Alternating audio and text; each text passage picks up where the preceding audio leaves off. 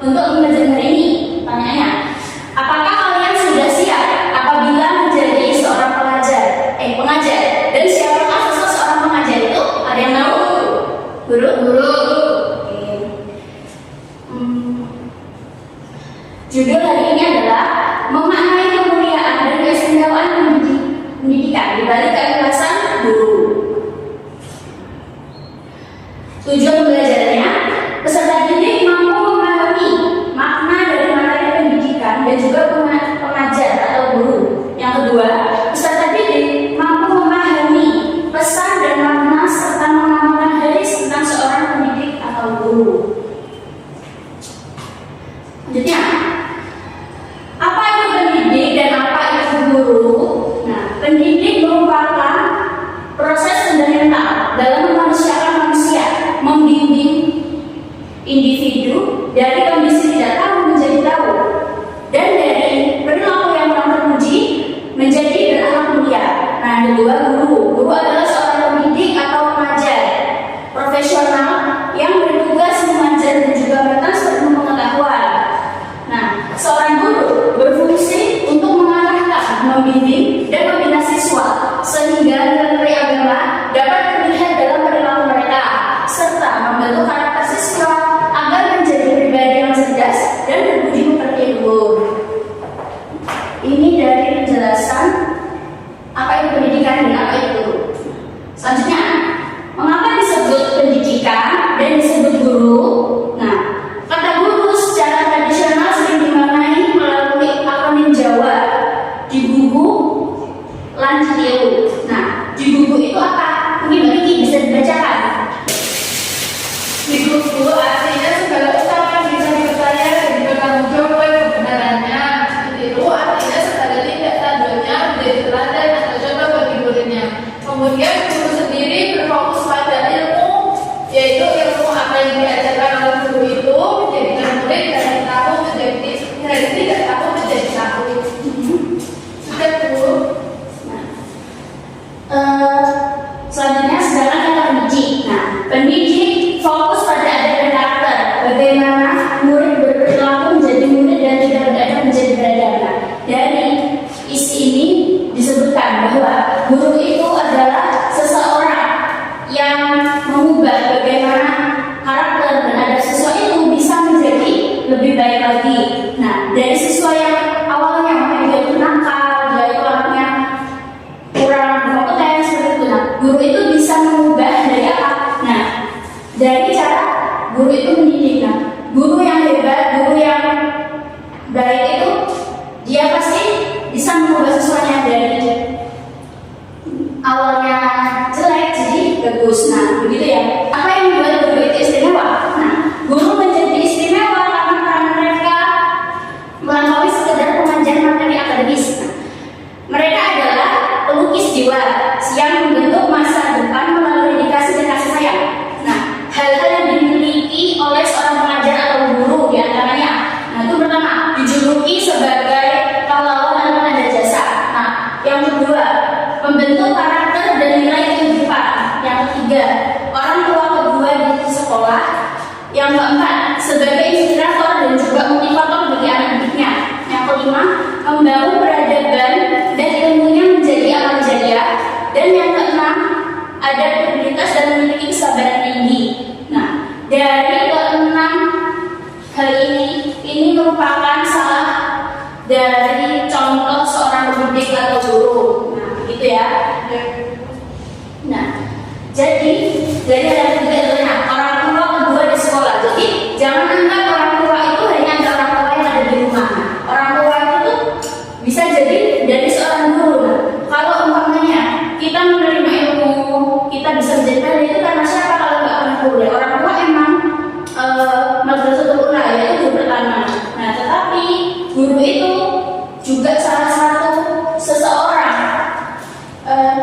yang bisa mengubah diri kita bisa menjadi lebih baik. Selanjutnya,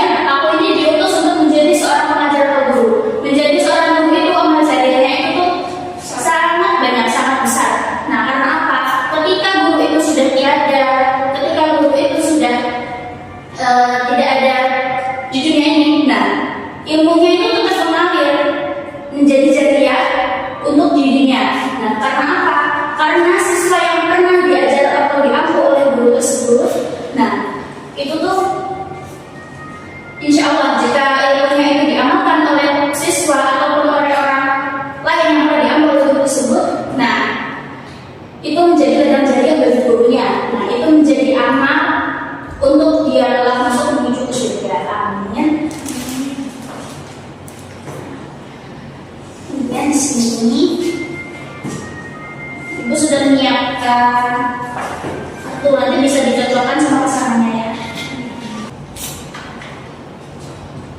Aku sudah menemukan jawabannya. Sudah tuh.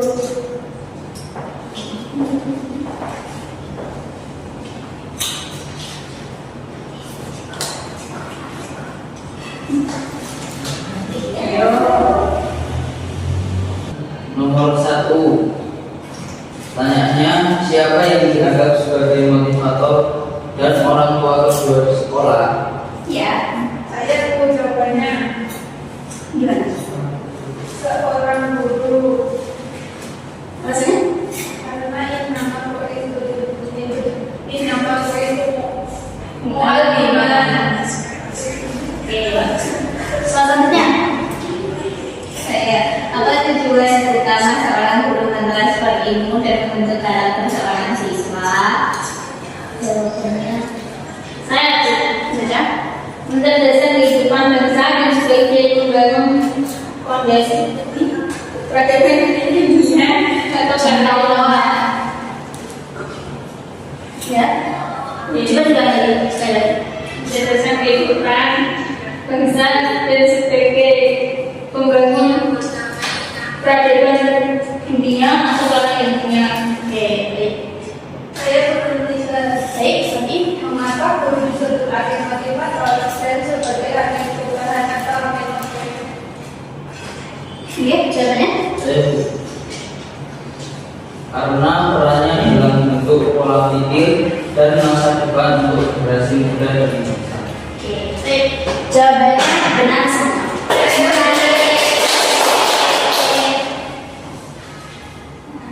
Ayo di sini.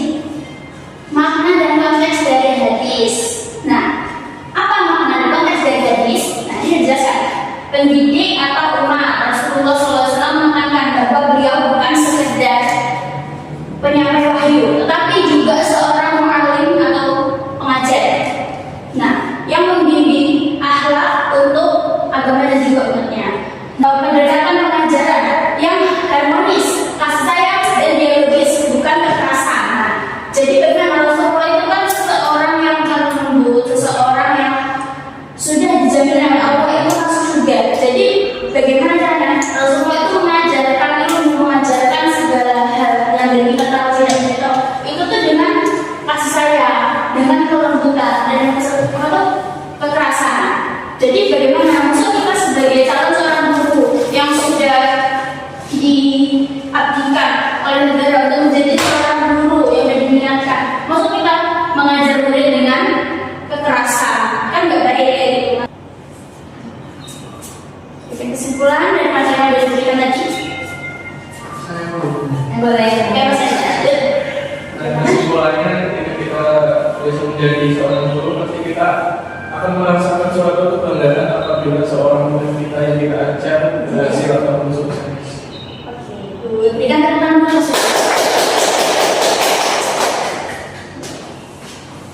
Pesan terima kasih, semoga bermanfaat. Jadi kesimpulan dari pembelajaran pada siang hari ini semoga bisa menjadi motivator. Nah, jadi kalian adalah seorang pendidik, calon pendidik yang baik, yang hebat. Nah, harapan dari ibu kalian harus belajar rajin. Semoga kelak nanti bisa menjadi seorang pendidik, bisa menjadi seorang pengajar yang baik. Ya, apabila ada salah kata, ibu mohon maaf. Tetap semangat. Kita tutup pembelajaran pada siang hari ini dengan